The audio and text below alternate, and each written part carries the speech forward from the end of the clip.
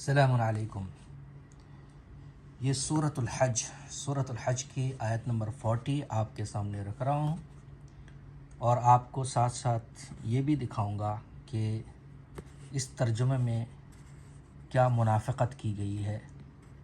اور کیا دجل کیا گیا ہے اس ترجمے کے اندر، اس آیت کے ترجمے کے اندر۔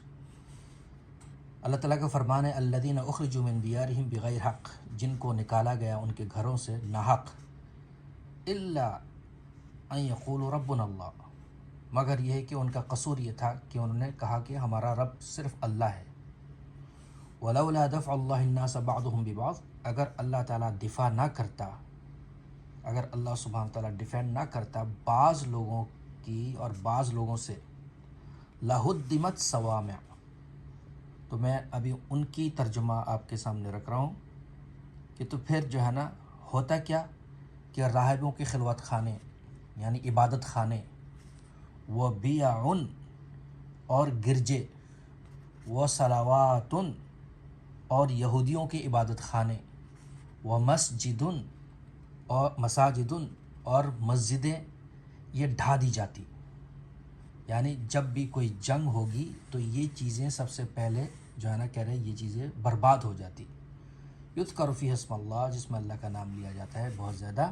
کثیراً، وَلَيَنْصُرَنَّ اللَّهُ مَن يَنْصُرُهُ، اور اللہ تعالیٰ جو ہے نا مدد اس کی کرتا ہے جو اللہ کی مدد کرتا ہے۔ ان اللہ لقوی عزیز، اللہ تعالیٰ بے شک بہت مضبوط ہے اور غالب ہے۔ اب یہ صلوات ہے، ٹھیک ہے نا، صلوات کا ترجمہ کیا گیا ہے کہ یہودیوں کی عبادت خانے۔ اب میں ان کی تفسیر کی طرف آپ کو لے کے جا رہا ہوں کہ خیانت اس صلوات کے ساتھ کس طرح کی خیانت کی گئی ہے اور کس طرح اس کو ایک ترجمے سے دوسرے ترجمے کی طرف جو ہے وہ جمپ لگایا ہے، کیونکہ ان بیچاروں سے یہ صلوات طے نہیں ہو پا رہا ہے کہ اس کی کرے تو کیا کرے۔ تو یہ ایک ان کے لیے ایک مشکل لفظ ہے قرآن کے اندر، یہ حدیثوں والوں کے لیے، مقلدین کے لیے، غیر مقلدین کے لیے۔ یہ دیکھیں میں آپ کو وہیں پر ہی لے کے جا رہا ہوں۔ یہ ترجمہ ہے معانی القرآن، حافظ صلاح الدین یوسف اور مولانا محمد عبد الجبار، یہ انہوں نے ترجمہ کیا ہے، ٹھیک ہے، ورڈ ٹو ورڈ ترجمہ کیا ہے۔ یہاں پر یہ سورۃ حج کے اندر یہودیوں کے عبادت خانے، ٹھیک ہے، سورۃ حج کے اندر یہودیوں کے عبادت خانے۔ اب آئیں آپ کو لے کے جاتے ہیں صلوات، یہ لفظ یاد رکھیے گا، یہ صلوات ہے، ٹھیک ہے، اور یہ سورۃ البقرہ، سورۃ البقرہ کی 157 میں صلوات کا مطلب بخشش، یہودیوں کا عبادت خانہ تھا، اب یہاں پر کیا ہوئے گا، صلوات کا مطلب بخشش۔ اسی صورت کے 238 میں آ جائیں، 238 میں صلوات کا مطلب یہ 238 ہے بقرہ کی، اس میں ہے سب نمازوں کی، حافظوا علی الصلوات والصلاۃ الوسطیٰ،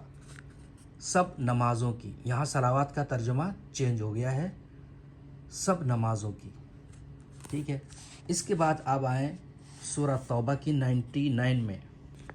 سورہ توبہ کی 99 میں وصلوات الرسول، رسول کی دعائیں لینے کا ذریعہ، وصلوات الرسول، یہ رسول کی دعائیں ہو گئی ہے۔ یعنی اندازہ کریں، منافقت کی اندازہ کریں کہ صلوات کا انہوں نے یہ ایسے میدان تی میں گم ہو گئے ہیں، صلوات کا ترجمہ نہیں کر سکے۔ تو دیکھیں یہ سورت جو ہے بقرہ میں، تو سورت بقرہ کی 157 میں یہ بخشش ہے، بقرہ کی 238 میں نماز بن گئی ہے، صلوات لفظ یہی ہے، سورہ توبہ میں دعائیں بن گئی ہے، اور پھر سورہ حج میں یہودیوں کے عبادت خانے بن گئے ہیں۔ یہ ہے ان کی منافقت جو انہوں نے کی ہے اس قرآن کے ترجمے میں۔ اب ہم آپ کو اس آیت کی صحیح ترجمے کی طرف لے کے جا رہے ہیں جو اللہ تعالیٰ یہاں پر ہمیں بتانا چاہتے ہیں۔ یہاں پر اللہ سبحانہ تعالیٰ جو جنگیں ہوتی ہیں، جنگ کی ایک تصویر کشی کی ہے کہ جب بھی دو ملکوں کے درمیان، دو قوموں کے درمیان جب جنگ ہوتی ہے، اس جنگ میں یہ 4 چیزیں تباہ کی جاتی ہیں، 4 چیزوں کو تباہ کر دیا جاتا ہے۔ تو اللہ تعالیٰ کا فرمان ہے وَلَوْلَا دَفْعُ اللَّهِ النَّاسَ بَعْضُهُمْ بِبَعْضٍ، اگر اللہ تعالیٰ ڈیفینڈ نہ کرتے، بعض لوگوں کی ڈیفینڈ بعض لوگوں کے ذریعے نہ کرتے، فَهُدِّمَتْ صَوَامِعَ، صوامع صومعۃ کی جمع ہے۔ اب فوراً جو ہے نا آپ کھولیں اور گوگل میں دیکھیں کہ صومعۃ کی جمع صوامع کا کیا مطلب ہے، یا آپ گوگل امیج کھولیں کہ صومعہ کسے کہا جاتا ہے اور انہوں نے کس طرح چینج کر دیا ہے، ٹھیک ہے، کہ جو ہے نا یہ عیسائیوں کے یا جو ہے نا راہبوں کے عبادت خانے کیسے بن گئے وہ صومعات، یہ سائلوس کو کہا جاتا ہے، انگلش میں اس کو سائلوس کہتے ہیں، ٹھیک ہے، صوامع کو، وہ جو غلے جہاں پر جمع کی جاتے ہیں، غلے کے خزانے ہوتے ہیں، ہر ملک میں جو ہے گورنمنٹ کے خزانے پڑے رہتے ہیں، چاہے وہ اسلحہ کے خزانے ہو، چاہے وہ ان کے جو ہے نا چاول ہے، آٹا ہے، اس کے خزانے ہوں، ان کے خزانے کو کہا جاتا ہے، ٹھیک ہے۔ پہلے میں ترجمہ کرتا ہوں، پھر اس کے آپ کو میں بیک گراؤنڈ بتاتا ہوں اللہ نے کیوں بتایا۔ وَبِيَعٌ رِجَالٌ لا تُلْهِهُمْ تِجَارَةٌ وَلَا بَيْعٌ، بیع کی جمع ہے بیع، اور تجارتیں، صلواتن اور کنیکشن، کمیونیکیشنز، اور مساجدن اور مسجدیں، جو کہ مسجدیں جو ہے قانون نافذ کرنے کا مرکز ہوتے ہیں، تمہارے قوانین نافذ کرنے کے مرکز، جیسے کہ اسمبلیاں ہیں ہمارے آج کل اور اسی طرح عدالتیں ہیں، یہ مساجد ہیں۔ تو چونکہ ریالٹی، گراؤنڈ ریالٹی یہ ہے، جب بھی کسی ملک کی جنگ ہوتی ہے، وہ سب سے پہلے اس ملک کے غلوں پر حملہ کرتا ہے، کمیونیکیشن کو تباہ کرتا ہے، اور اس کے جو ہے آپ کے بزنس کے نظام کو تباہ کرتا ہے، کمیونیکیشن کو تباہ کرتا ہے، اور اسی طرح آپ کے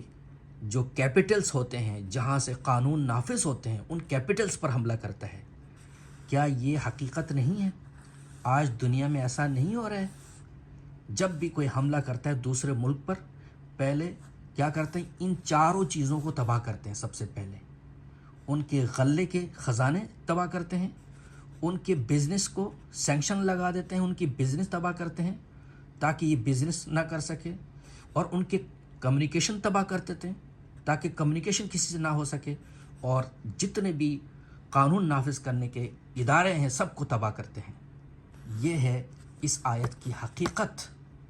جس کو انہوں نے چھپایا ہے اور اس طرح کی منافقت کری ہے۔